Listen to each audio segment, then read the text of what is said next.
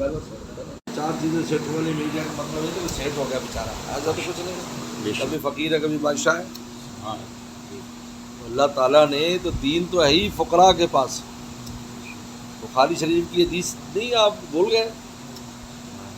उनका कि वसल्लम की इत्तिबा करने वाले हिरकल ने पूछा अमीर लोग हैं या गरीब लोग हैं? क्या ज़ोफ़ा उनका कमज़ोर और गिरे पड़े लोग हैं, कोई ग़ुलाम है, कोई ये है, कोई है। उन्होंने कहा हम अतबा और रसूल, यही रसूलों के मुत्तबीन हुए हैं, इन्हीं पर दीन की इमारत खड़ी हुई है। सेठ भी शामिल हो जाते हैं, लेकिन वो भी वो सेठ होते हैं जो दिल के मिस्कीन होते हैं, चाहे मालदार हो, दिल के मिस्कीन, वरना मिस्कीनों से काम लिया। हमारे अजीज़ जो है वो जापान में सऊदी सफ़ीर रहे 20 साल। उन्होंने हमें बताया यहाँ पर कि सऊदी गवर्नमेंट ने, हमने कोशिश की सऊदी गवर्नमेंट के साथ मिलकर के जापान में टोक्यो में मस्जिद बनाए। अब सऊदी गवर्नमेंट के लिए क्या मुश्किल है, अब हमने पूरा ड्राफ्ट बनाकर भेजे, भी इतना पैसा लगेगा, कभी कोई मसला आ जाए, कभी कोई मसला आ जाए, कभी कोई मौलवी साहब बीच में से पड़ जाए वहाँ का जो महकमे में, ये जी बंदे कितने हैं, नवाजी कितने होंगे वगैरह। कहता हम इस सोचो विचार में 5 साल 10 साल हमने गुजार दिए। तो एक दिन मुझे लेटर आया एक कम्युनिटी का कि हमारी मस्जिद के इफ्तिताह है, तो आपको मेहमान खुसूसी के तौर पर बुलाना है, सऊदी सफ़ीर को। तो कहते हैं कि मेरी आंखें खुल गई, ये कौन लोग हैं? उन्होंने मस्जिद भी बना दी टोक्यो में और इफ्तिताह के लिए बुलाया है। कि मैं वहाँ गया, मैं मिला, कहा कि पाकिस्तानी जो मज़दूर थे ना, मज़दूर तबका, उन्होंने मस्जिद खड़ी कर दी, शानदार आली शान, माशाअल्लाह। लोग समझ रहे सऊदिया ने बुलाई। कहता हमने 1 रुपया नहीं दिया।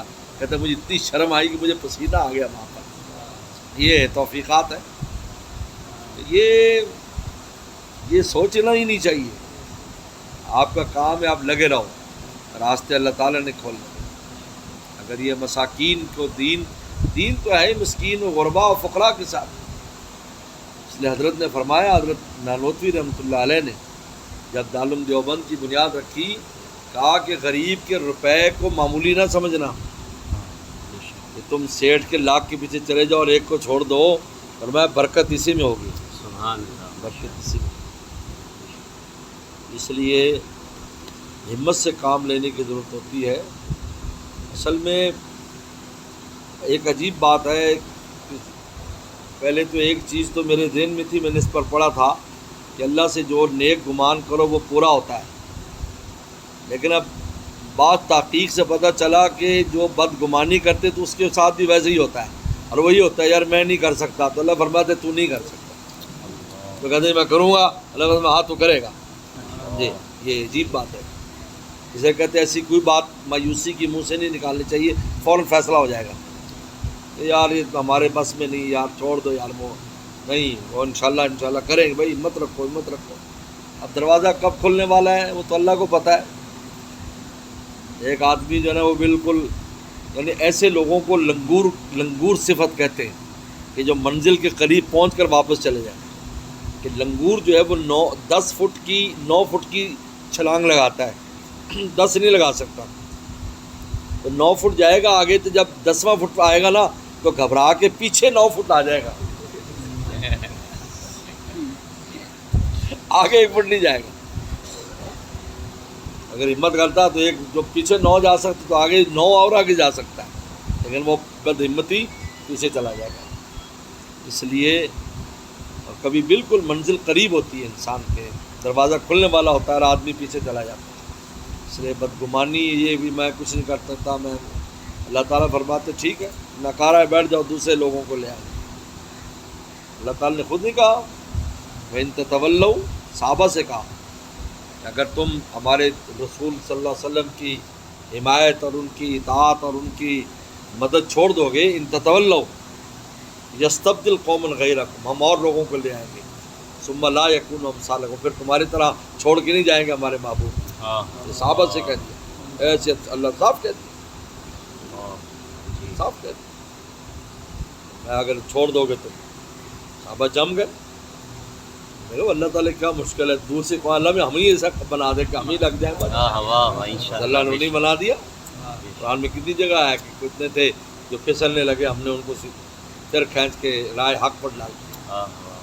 لیکن یہ بتایا ہے کہ یہ سمجھے کہ جی ہم سے نہیں ہوتا، ہم چھوڑ دیں، تو دوسرے لوگ آ جائیں گے، وہ فضائل وہ لے جائیں گے، آپ فارغ ہیں، آپ کو کچھ نہ ملا، کام ہو گیا، یعنی کام بھی ہو گیا اور وہ کام ہونا تھا۔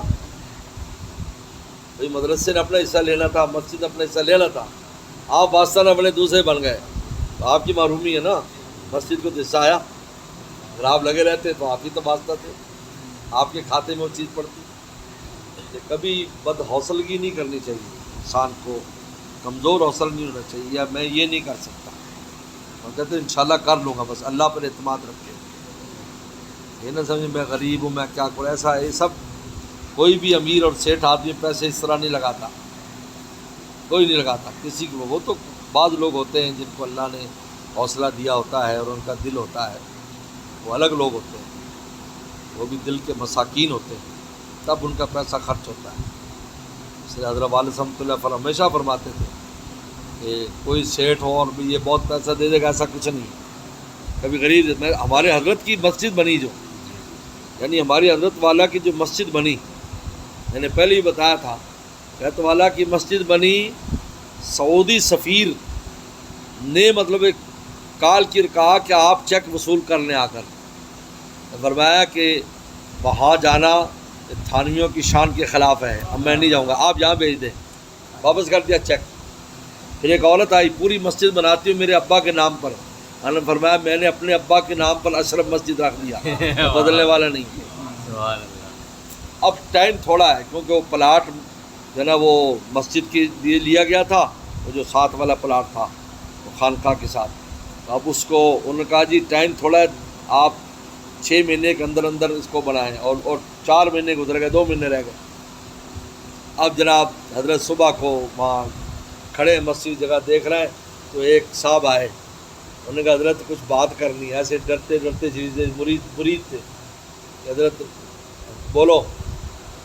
کہا کہ میرے والد جو ہے نا سرکاری ملازم تھے، وہ کلرک وغیرہ تھے یا ٹیچر تھے، تو جس دن پہلی تنخواہ ملی اسی دن وہ اس میں سے کچھ مسجد کے نام پر رکھتے تھے، تو پوری زندگی جمع کرتے رہے، تو فوت ہوتے ہوئے کہہ گئے کہ یہ میرا پیسہ جو ہے نا تم کسی مسجد میں لگا دینا، اگر آپ فرمائیں تو تھیلا اٹھا لاتا ہوں، یہی مسجد میں گن لیتے ہیں، جو بھی پیسے بنے آپ قبول فرما لیں۔ میں لاؤ بھائی جلدی لاؤ، لے کر آئے، 5.5 لاکھ روپے نکلے، اور مسجد کا خرچہ 6 لاکھ تھا۔ مسجد کھڑی ہوگی، یہ مسجد جہاں میں اور آپ نمازیں پڑھتے، انٹرنیشنل مسجد، پورا عالم جن میں شیخ نے نمازیں پڑھی، شیخ نے بھی نمازیں پڑھی، وہ ایک غریب کلرک اور ٹیچر کے پیسوں سے بنی ہے، سیٹھوں کو دیر نہیں بنا سکتے، سعودیہ سفیر نہیں بنا سکا، فرمایا نہیں ہم ان چاہیے یہاں دے جاؤ چیک تو ٹھیک ہے، ورنہ نہیں آؤں گا۔ طارق روڈ پر دفتر تھا، ان کا نہیں میں نہیں مانوں، یہ غیرت کے خلاف ہے ہمارے، تو میں وہاں سائن کرنے کے لیے پیسے کے لے جاؤں، اللہ کا گھر اللہ میں دیکھو کس سے بنواتے ہیں، یستبدل قوما غیرکم ثم لا یکونوا امثالکم۔ اس لیے بد حوصلگی دین کی خدمت میں کبھی نہیں دکھانی چاہیے، حوصلے سے رہے، کمزوری نہ دکھائے، کیونکہ کمزوری خود آپ یہ سمجھیں کہ کمزوری خود پہلا خسارہ ہے، باقی خسارے تو اب آپ گریں گے، یعنی پہلا گڑھا جس میں گرو گے وہ کمزوری ہے آپ کی باطن میں، یہ پہلا گڑھا ہے، اور اس کے بعد اس گڑھے سے آگے گڑھے ہی گڑھے ہیں، زندگی بھر اللہ کام نہیں لیں گے، سائڈ پہ کر دیں گے، جاؤ یا جتنی قابلیت ہو، جتنا کچھ بھی ہو، ہمارے والد رحمۃ اللہ علیہ کے ساتھ 2 ایسے طالب علم پڑھتے تھے دور حدیث میں کہ استادوں کی تقریر ایک لفظ ان کو حفظ ہو جاتی تھی، ایک لفظ، لیکن جب دینی میدان میں آئے بد حوصلہ ہو گئے، او تنخواہ نہیں ملی، او فلاں نے برا کہہ دیا، او یہ کر دیا ہے، اور وہ درویش جن کو کہتے تھے یار ان کو تو بولنا نہیں، کیا کریں گے، وہ یہاں پر سارا کچھ برداشت کرتے رہے، ان پر کیا کچھ نہیں ہوا، والد صاحب پر یہاں کھول کر بیان کرو رونگٹے کھڑے ہو جائیں، یہاں پتے تک چباتے رہے اور یہاں پر فاقے کرتے رہے، پڑے رہے۔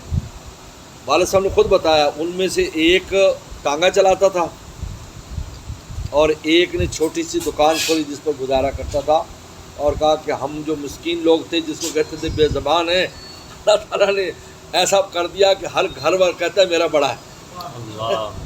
دادا طلاق دادا فرماتے ہم جیسے مسکین وہ حوصلہ تھا نہیں بالکل بد حوصلے نہیں دکھائے. آگے آ رہے ہیں پیسے ختم ہے کچھ ہے بد حوصلے نہیں دکھائے کہ چھوڑ دیں چلے جائیں. حالانکہ ایک بار تو ان کے استاد نے بھی مشورہ دے دیا مولانا ادریس صاحب خان رحمۃ اللہ علیہ نے کہ دیکھو نیاز محمد چلے اتنا مشکل ہو رہا ہے، نہ جگہ تجھے سمجھ میں آ رہی ہے وہاں کی اور نہ چندہ تیرا ہوتا ہے نہ کچھ ہے، چھوڑ دے پھینک دے اس کو.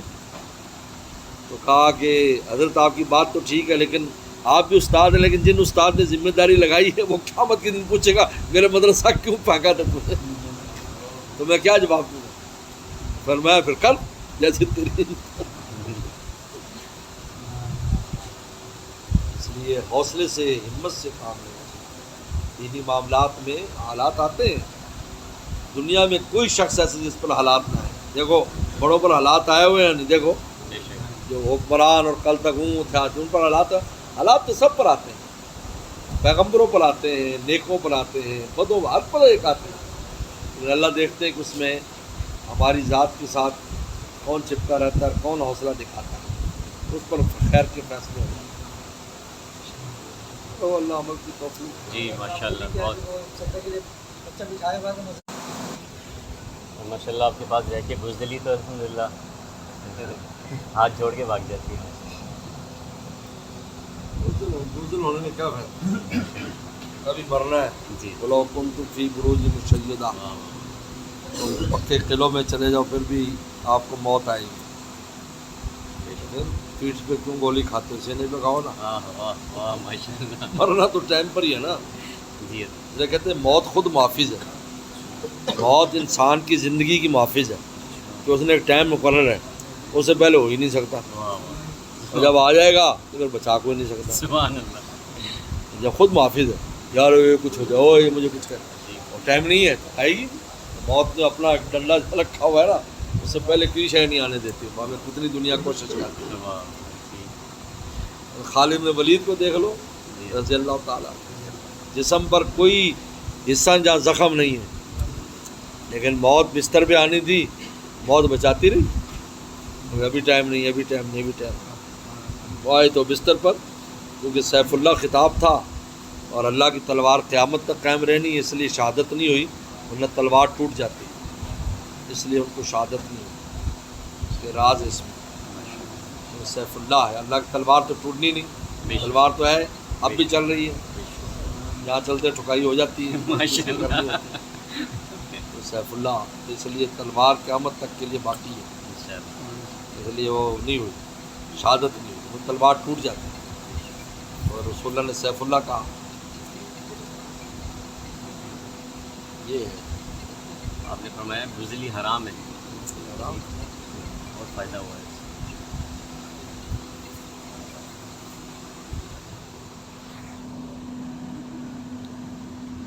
ہمارے بڑی خالہ ہندوستان میں رہتی تھی، سہارنپور میں رہتی تھی. ہمارے کزن تھے تو ان کی امی خود بتاتی تھی، کیونکہ ان کی امی یہاں پلی بڑی تھی، پھر شادی ہو کر واپس چلی گئی، آئے بھی وہیں سے تھے.